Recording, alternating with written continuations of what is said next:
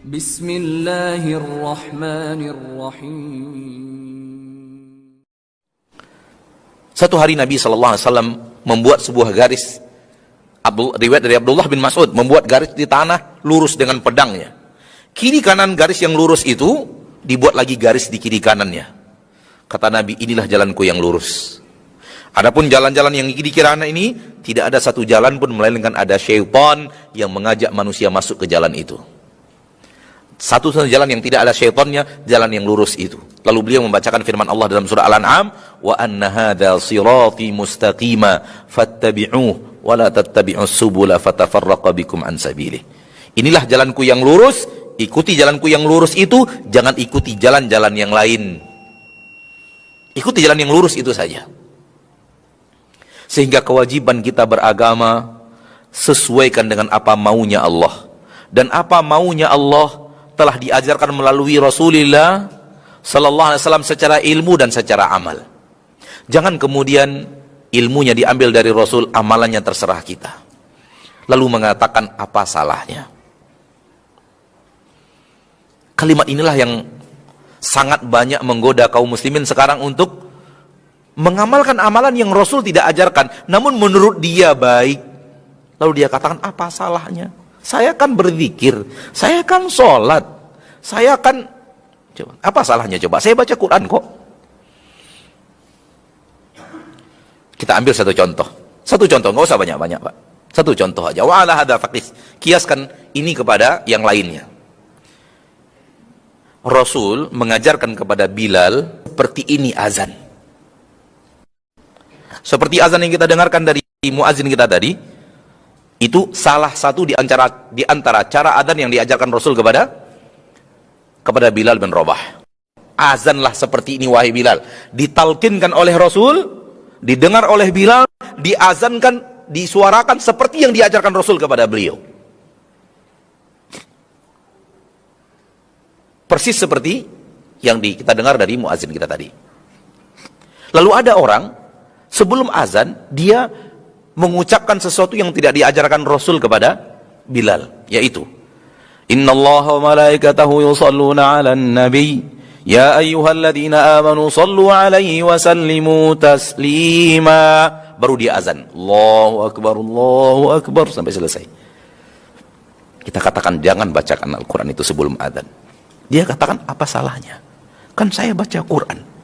Salahnya adalah Anda tidak sesuai dengan cara adzan yang diajarkan Rasul kepada Bilal. Itu salahnya. Kalau Anda ingin bertanya apa salahnya, kita akan menjawab tidak sesuai dengan apa yang diajarkan Rasul kepada Bilal. Di situ salahnya. Kalau ingin mengatakan itu salah, itu salahnya. Karena Bilal tidak akan adzan kecuali sesuai dengan yang ditalkinkan Rasul kepada Bilal bin Rabah. Sekarang Anda melakukan adzan yang Rasul tidak ajarkan kalimat itu di dalam melafazkannya. Disitulah tak salahnya.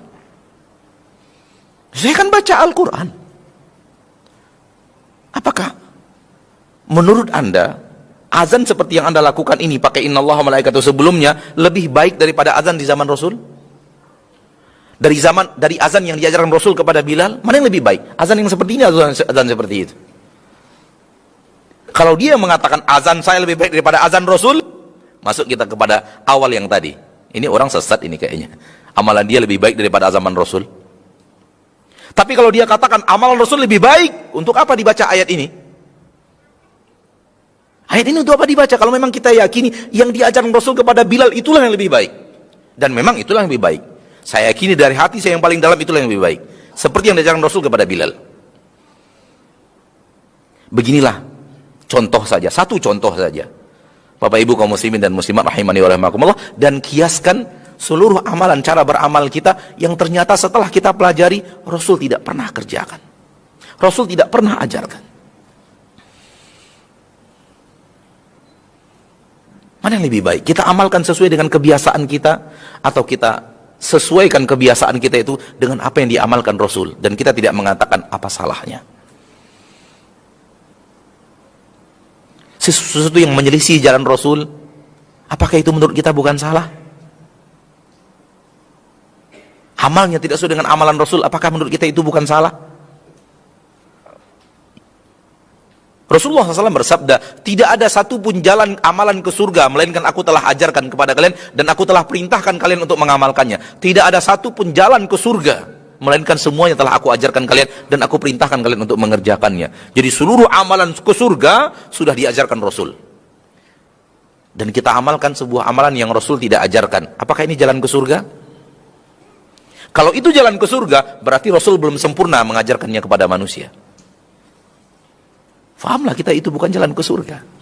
Karena seluruh jalan ke surga sudah diajarkan Rasul. Tidak ada yang tersisa. Dan Allah rekomendasi itu di dalam Al-Quran. Al-yawma akmaltu lakum dinakum. Hari ini aku sempurnakan agama kalian.